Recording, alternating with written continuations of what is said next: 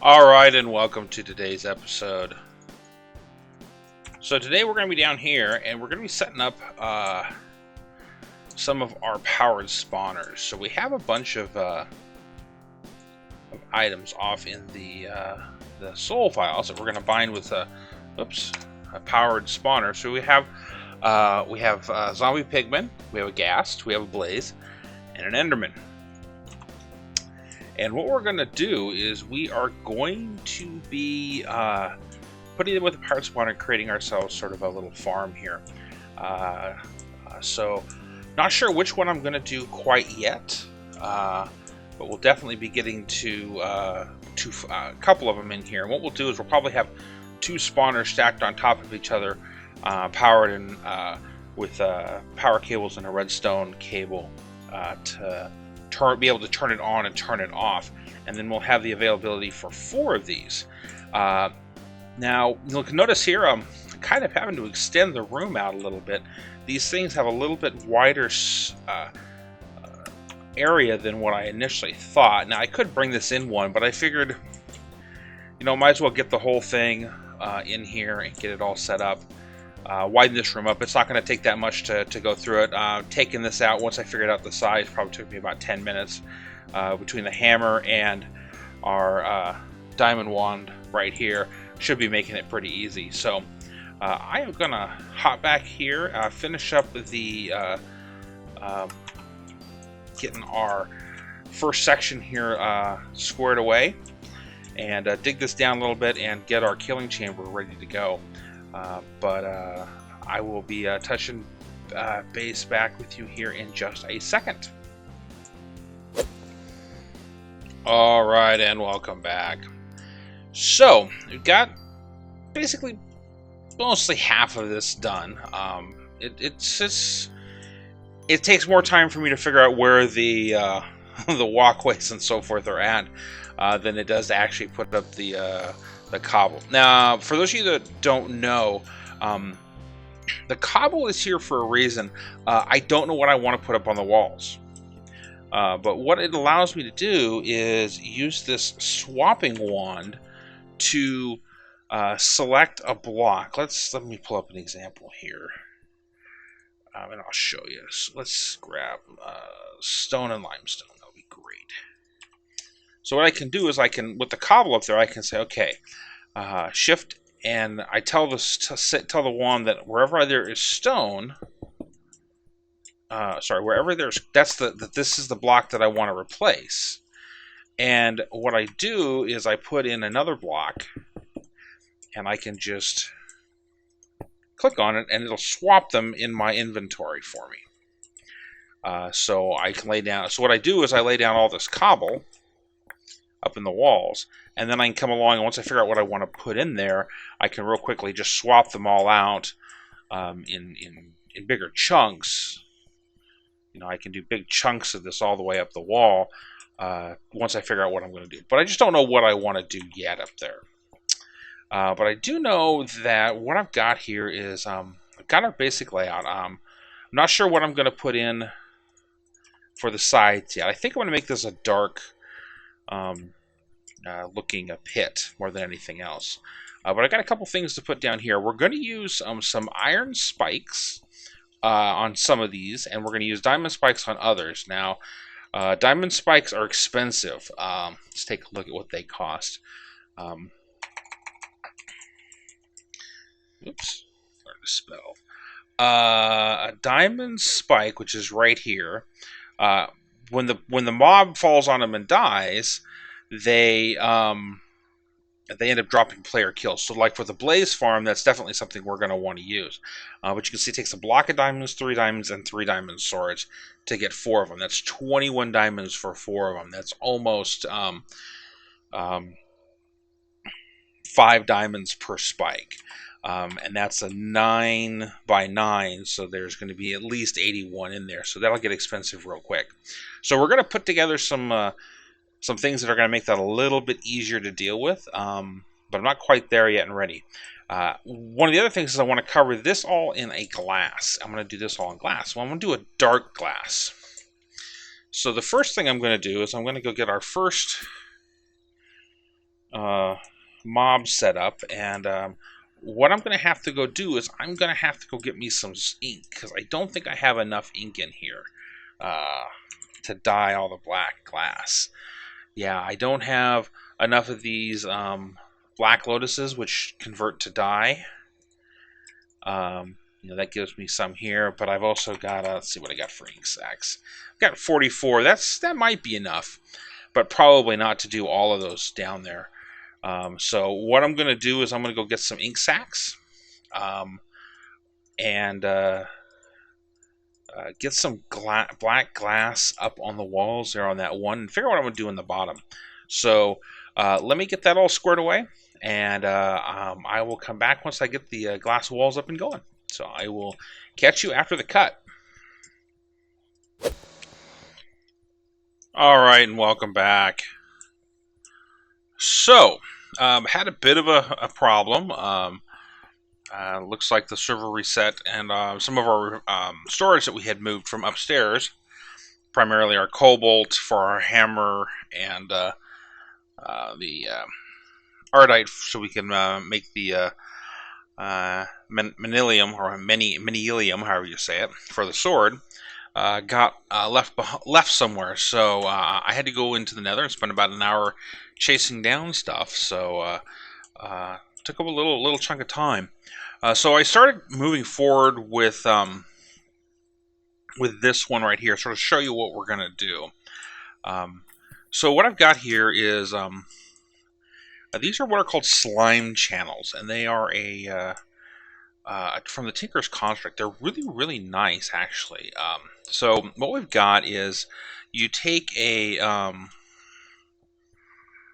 slime, one of the congealed slimes, so one of these, and you put it in a let's take a look right here. They're called channels right here.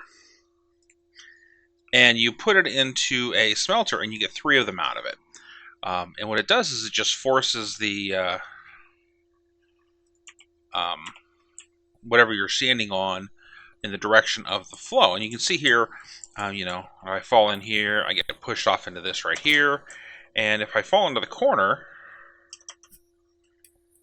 I get pushed right off into the middle. So I don't have to fight with any weird water flow to get them over it. And these are pretty cheap to do. I can grow saplings and get these down, and these just took real little bit of time to do that. So I got these laid out. They're a small drop down. Put just a little bit below, not too much. And then the next thing I've got here is we're going to use iron spikes on this particular one. Because this is powered, we're going to be able to turn it on and off. If we want to change these spikes out, we can. If we start getting a lot more diamonds, we can definitely do that. So we'll put iron spikes in all over this whole bottom, and we're going to use. I know we use a vacuum chest up at the on our other spot, but these are advanced item collectors from Random Things, and they're a little bit more. I don't know if I'd say reliable. They don't. They pull the items out of the area. And then put them into the chest. So they do require a chest to pull it into. So that does make it a little bit of a disadvantage. But these two here should pick up everything that falls into this area. And like I said, I'll get the iron spikes all laid in here. And I haven't laid them all in here yet because we take damage when we run into them. But what I'm going to do, and I kind of got this started to get this plumbed up here, is I'm going to use item conduits and some upgrades here, depending on what we need. And we're going to pipe this all the way back to a central location in here, right below the elevator. And what we're going to do is we're going to bring all 4 of them. Let me find this one right here, which I've got started going here. Oops. Oh, this is where I was initially going to take it. Let's see here. Where are we at? This? Yeah, this right here.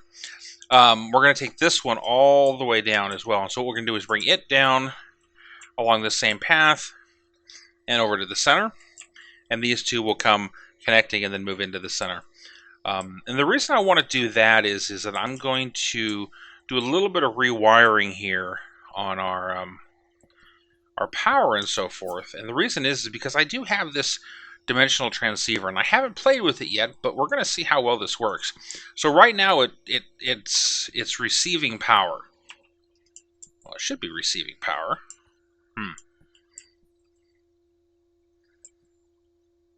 No.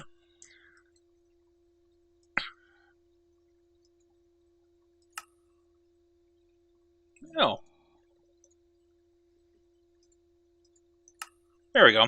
Now it's receiving power. But one of the other things that these things can also do is they can also receive items. So what we'll do is we will set up a private channel as well on this to take items out. And by doing that, what we're going to do is we're going to take those items and pull them into that transceiver. And I got to get this elevator working. That's on my to-do list, but I haven't quite figured out how to plumb a screen in there yet. That's on my list of things to do. And once I get the rest of the stuff down there, I think I'll know how to do it. But back to where we're at. So we got the transceiver. I have this transceiver right here. Now I actually haven't done anything with this, but I do have it configured right here to to push items into this importer back into the refined storage system. So we already have everything that we need down there. We don't have to bring it all the way up. Now we do have the cable. I ran a cable all the way down there, this one. So it wouldn't be that hard to just take that cable, extend it a little further, and plumb it in. But I'm also going to give this as an opportunity to try a network extender as well and see about, because I'm going to have to push this back, how I'm going to set up sort of a control panel for this and where I'm going to do that at. So I may try one of the remote network connectivities for this to see if I can get the transceivers working. So this is what I've got so far. These lights will all go away. I'm just leaving them in there for now, just so that we can see what we're doing. But I'm gonna get what I'm gonna do is I'm gonna go get this all laid out and plumbed up and plumbed in. And this is gonna take digging this out was easy. Getting this stuff laid in, not that bad. Crafting those things up, a little more difficult. They're a little just time consuming getting them all crafted up. And then what I'm going to do is I'll have to get this slightly adjusted so that I have the power underneath this right here, which should be pretty easy to do here. So let me go get this done.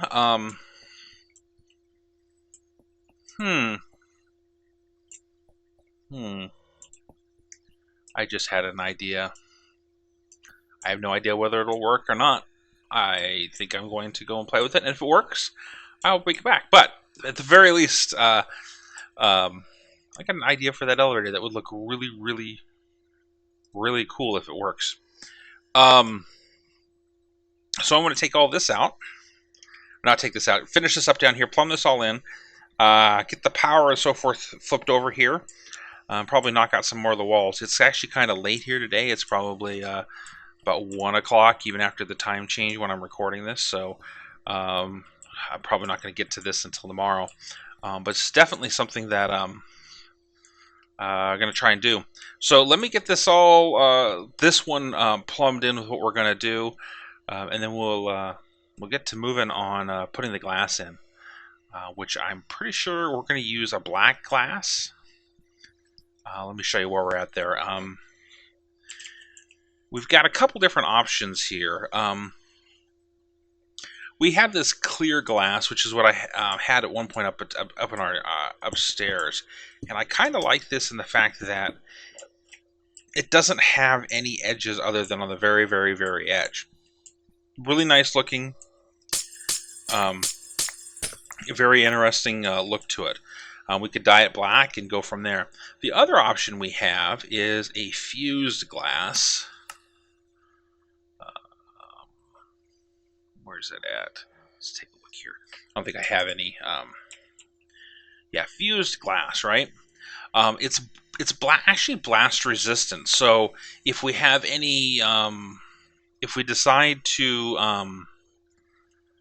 let's say we decide to put a ghast in there, which we could put technically, I put a ghast in one of these chambers, then we could actually use that fused glass to control what we're doing. So that's the fused quartz. The other thing that we can do with it is if we paint it black, let me find it here. Yeah, blocks. So there's the dark fused quartz, which is this right here. It actually blocks the light. So it would actually make this a little better for spawn rates.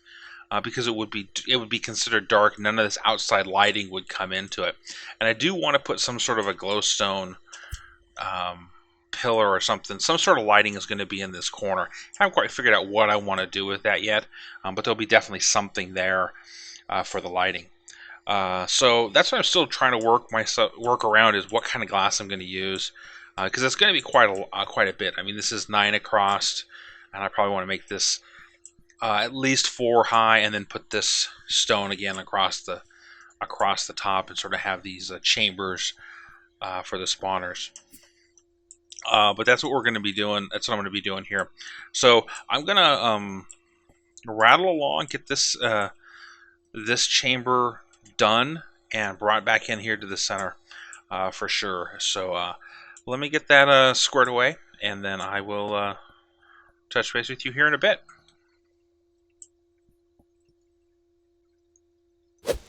Alright, and welcome back. So, I've got our ceiling and even our walls sorted out over here, and the floor here. So I've got this basically quarter of the room done. So we're using a chiseled andesite right here. That's a very similar pattern to the basalt that we used here on the floor, which I think is really kind of a cool look to it. And then we're using a hardened stone tile look up here for environmental tech. So we're sort of combining them, and then up here in this sort of trough here, we have an alabaster half slab lifted up a little bit. So looks like we're in pretty good shape there with all of that, and that's what we're going to have for the final part of this room. So looking pretty good. I've got the rest of it pretty much dug out, sort of laid out where the rest of these are going to go. Hopefully I'll finish that up before the next episode, because it's just going to be a lot of digging and a lot of placing of some blocks. But we'll basically have the same thing repeated in the 4 corners more than anything else. What I'm probably going to do is I won't set up any of the powered spawners and any of the other ones. Like I said, this one is capable of handling 4 different items, so you know, we may put in blazes in here. We may put in could put in gas technically. We could put in a variety of different things just to get the different drops from them. Silverfish would be another good one that we would put in here. But that is going to be it for today's episode. I'd love to hear your feedback on this room, what we're doing. If you have any suggestions or even a better way of laying this all out, it'd be great. You can leave a comment down below. You can always find me on Twitter at @AWanderingNerd. If you enjoyed the video, please leave a like. Let me know. And if you want to see more like this, definitely subscribe. So, until next time, this is a Wandering Nerd.